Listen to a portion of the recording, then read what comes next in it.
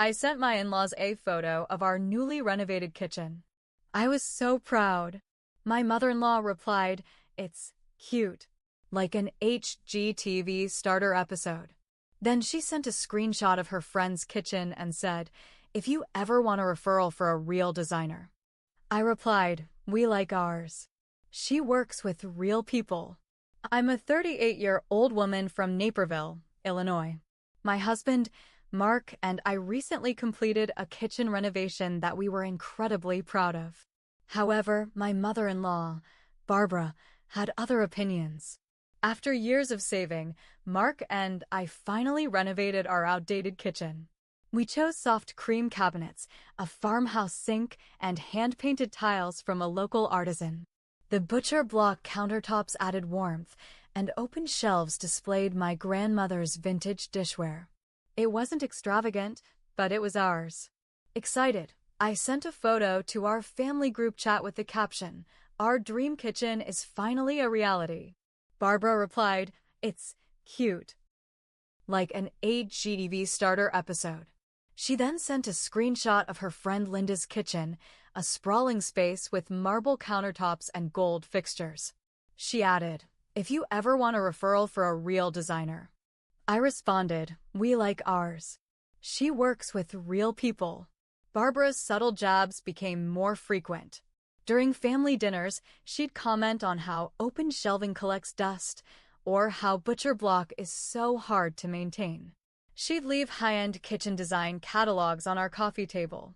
One evening, she brought Linda over unannounced. Barbara exclaimed, "See, Linda? Just like I told you, quaint." Linda nodded, offering a tight-lipped smile. "It's very rustic." We offered to host Thanksgiving to showcase our new kitchen. I spent days preparing, but upon arrival, Barbara remarked, "Oh, you didn't get around to fixing the lighting? It's so dim in here." During dinner, she asked, "Did you use real butter? It tastes a bit off." I couldn't take it anymore. After dessert, I told Mark I need to set some boundaries. I began documenting every comment and instance of Barbara's undermining behavior. I compiled them into a journal, noting dates and contexts. Then, I started a blog, The Kitchen Chronicles. Under a pseudonym, I shared stories of navigating in-law dynamics and home renovations. The blog gained traction, resonating with many facing similar issues. Months later, during a family gathering, my sister-in-law pulled me aside. "Is this your blog?" she whispered, showing me The Kitchen Chronicles on her phone. I nodded, heart pounding. "It's brilliant," she said. "Barbara needs to read this." Eventually, Barbara stumbled upon the blog. She called me, voice trembling. "Is this about me?" I paused, then replied, "If the shoe fits." There was a long silence. Then, she said, "I didn't realize how my words affected you." "I'm sorry." Since that conversation, Barbara's demeanor changed. She became more supportive, even complimenting our kitchen during her next visit. The blog continued, evolving into a platform for others to share their stories. It became a community of individuals finding their voice and standing up for themselves. Our kitchen remains the heart of our home, a testament to resilience, love, and the power of speaking up. So, after the whole blog reveal and Barbara's "I'm sorry" moment, things were better for a while. She stopped making passive-aggressive comments at dinner. She even brought over a pie and said, "Your kitchen smells like a bakery." That felt huge coming from her. But I should have known. Barbara doesn't change. She just retreats until she can regroup. About a month later, Mark and I hosted a small get-together for his side of the family. It was a casual Sunday barbecue, nothing fancy. I was setting out the potato salad when Barbara walked in, scanned the kitchen, and said, "It's still holding up, huh? You must clean it a lot." I froze. Just smiled. Then I saw she had brought along a new guest, a woman named Cheryl. Apparently, Cheryl was her new designer friend. Of course, Cheryl walked in wearing this bright red pantsuit, holding her purse like it had never touched the ground. She walked right over to the kitchen and said, "Oh, this is so personalized. Looks like a Pinterest board came to life. I felt my jaw clench. I looked at Mark. He mouthed, sorry. That night, I got a message from Mark's cousin Jenna. Hey, I know it's not my place, but your MIL just posted a pic of Cheryl's kitchen and said, now this is how a proper kitchen should look. Under it, she wrote, no offense, some people just have better taste. She posted that publicly on Facebook. I checked. She had cropped out my kitchen completely. Just captioned Cheryl's as aspirational. I showed Mark. He sighed, rubbed his face, and said, I'll talk to her. I stopped him. No. I got this. I called Barbara the next morning. Kept my voice calm. Barbara, I saw your post. I just want to be direct. I don't think it's appropriate to keep comparing our home to others. We put love and work into this space. You don't have to like it, but you do need to respect it. There was silence on the other end. Then she laughed. Oh, sweetie. You millennials are so sensitive. It's just a kitchen. She hung up. I was done playing nice. Next time she came over, I turned on the voice memo app on my phone and left it running in the drawer. That day, she told Mark he should have picked someone with more classic taste and asked if I always go for cheap-looking finishes. I didn't even need to bait her. She just gave me what I needed. I saved the recording. Didn't share it. Yet. Around this time, I got a message from our kitchen designer, Aisha. She said, hey, weird question. Did someone named Barbara reach out to you pretending to be you? What? She forwarded me an email. It was from a burner Gmail account. The message asked for details about her license, her background, and included comments like, we're considering filing a complaint unless we see documentation of your qualifications. I was stunned. Barbara had tried to get my designer discredited. She used fake email to dig into Aisha's background, hoping to find something wrong with her work so she could prove our kitchen wasn't good enough. I wasn't going to let this go. I sent Aisha the voice recording. I told her about the email.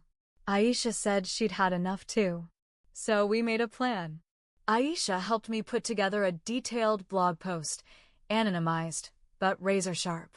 It described the harassment, the fake email, the attempt to sabotage a small business, and how some people weaponize status to tear others down. We didn't name Barbara, but everyone who knew the story, they knew. The post went viral. 2 days later, she sent a 4-paragraph text to the family group chat. It was one long, guilt-laced rant about how some people twist things, how everyone's out to ruin her, and how you can't say anything these days without being vilified. Mark called her and said, did you send that fake email to Aisha? She didn't answer. Just cried. Half the family sides with Barbara. They say we're being cruel. She's old school. She means well. You're overreacting. The other half? They've reached out privately to thank me. Turns out Barbara's been like this to others for years. Snide comments, subtle jabs, the works. One cousin said, thank you for finally putting her in her place. But it's not over yet. She hasn't apologized. She hasn't owned up. And I haven't decided what to do with the rest of what I know. After the blog post went viral, Barbara stopped talking to me directly. She even stopped coming to family events for about 2 weeks. Then, out of nowhere, she invited Mark and me to dinner at a new place she'd discovered. Said she wanted to clear the air. I was hesitant, but Mark convinced me to go. He said maybe she finally realized how toxic she was being. So we went. We showed up to this fancy farm-to-table restaurant outside Geneva, Illinois. It was almost too perfect, crisp tablecloths, overpriced water, a waiter who knew her by name. We sat down, ordered, and I braced myself. About 5 minutes in, Barbara slid a manila envelope across the table. She smiled and said, let's put the past behind us. I've come up with a solution. Mark opened it. Inside? A proposal. From Cheryl. Yes, the Pinterest comment woman. A redesigned plan for our kitchen, complete with renderings and swatches. Barbara calmly explained that she had already paid the deposit. I looked her dead in the eye and said, "We're not changing a damn thing." Mark pushed the envelope back. Barbara didn't say anything, just sat there, blinking. Then she stood up and walked out. Didn't touch her food. Just left. 3 days later, Cheryl emailed me directly. Apparently, Barbara had told her we requested a full redesign and that we were unhappy with our current kitchen. Cheryl said, "I just wanted to confirm the timeline for demo of our kitchen." I was livid. I told her we never asked for this and to immediately cancel everything. She replied, "I'm sorry. Your mother-in-law seemed very certain." That night, I posted another blog update. Again, no names. Just facts. About overstepping boundaries. About rewriting narratives. About control.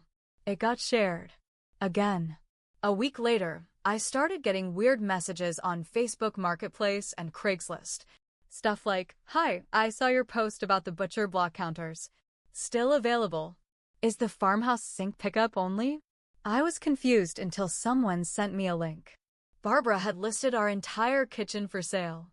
Pictures from my Instagram, which I now made private. She labeled the post, "Rustic kitchen materials, lightly used. Remodeling due to quality issues. Must go." That was it. I called her. She didn't pick up. I left a voicemail. "If you don't take that ad down, I'm calling the police." The ad was gone within the hour. I felt shaken. My privacy was gone. My space, something I loved, was being sold online by someone who was supposed to be family. But I wasn't just angry. I was starting to think this wasn't just about taste. It was about control. I hadn't told my parents much. I didn't want to drag them into this. But somehow, Barbara called my dad. She told him that I'd been rude, ungrateful, and emotionally unstable. That I was cyberbullying her with my blog. My dad, who is usually quiet and non-confrontational, called me after and said, "I don't know what's going on, but this woman is out of line." Now my parents are furious. They came over the next day and brought a pie. My mom cried when she saw the kitchen, not because she was sad, but because she was proud. She's threatened because you built something beautiful, and she hates that she didn't control it. I got a DM 2 nights ago from someone I didn't know. A woman named Rachel. She said, "I dated your husband in college. Your mother-in-law used to email me pretending to be him, trying to convince me he was still into me." I stared at the message for 10 minutes.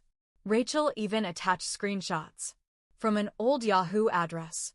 They were from 12 years ago. Mark was shocked.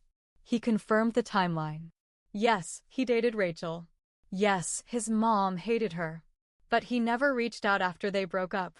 Barbara did. After that message from Rachel, the ex Mark's mom had stalked. I saw everything clearly. Barbara wasn't just controlling. She was obsessed. Not with kitchens. Not with design. With power. She needed to be the center. The one who made decisions. Who controlled the story. And if you stepped out of line, she'd tear you down in ways you didn't even see coming. When I showed Mark the emails from Rachel, he went quiet. Then he just said, "I should have done something a long time ago." We sat at the kitchen table, our kitchen, the one we loved, and talked for hours. About all the times she crossed the line. About how we let it slide. About how we tried to keep the peace.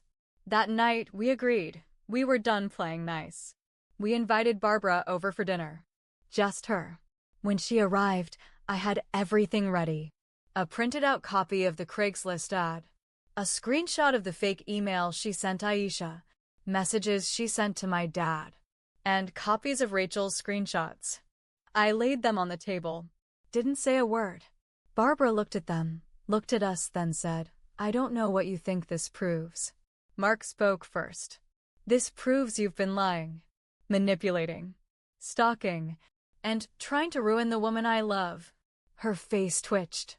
"I did all of this for you," she snapped. "She's changed you. She's made you cold." "No," Mark said. "You did that. You pushed too far." Then I said, "Barbara, you're no longer welcome in our home." She froze. You're choosing her over your own mother? No, he said. I'm choosing myself. For once. She stormed out, slammed the door so hard a cabinet rattled. We blocked her number, removed her from the group chat, told the family what happened, every messy detail. Some called us dramatic. Others finally admitted she'd done the same to them for years. She tried to post a Facebook apology, but it was laced with passive-aggressive jabs, blaming New Age sensitivity, and saying she was attacked by a woman with a blog. Didn't matter. The blog? It got picked up by a bigger platform. Suddenly, other small designers were reaching out, thanking me for standing up to client harassment. Aisha was interviewed for a local business spotlight. She's now booked 6 months out. I won't lie. I got messy too. I posted screenshots when maybe I shouldn't have. I wrote things in anger. I didn't set boundaries early enough. I tried to fix her instead of protecting myself. But I learned. Next time someone shows me who they are, I won't wait for the 10th red flag. I'll believe the first one. A week ago, we got a letter in the mail. Handwritten. No return address. Inside was a photo of Barbara in her kitchen. But this wasn't recent. It was our kitchen. From months ago. Before we renovated. Before the mess. She must have taken it when we weren't looking. On the back of the photo, she wrote, "Enjoy your little Pinterest dream. It'll never be real." Creepy. Childish. Final. We burned it in the fire pit that night. Then I made apple pie. In our dream kitchen. With real butter. And we ate it in peace.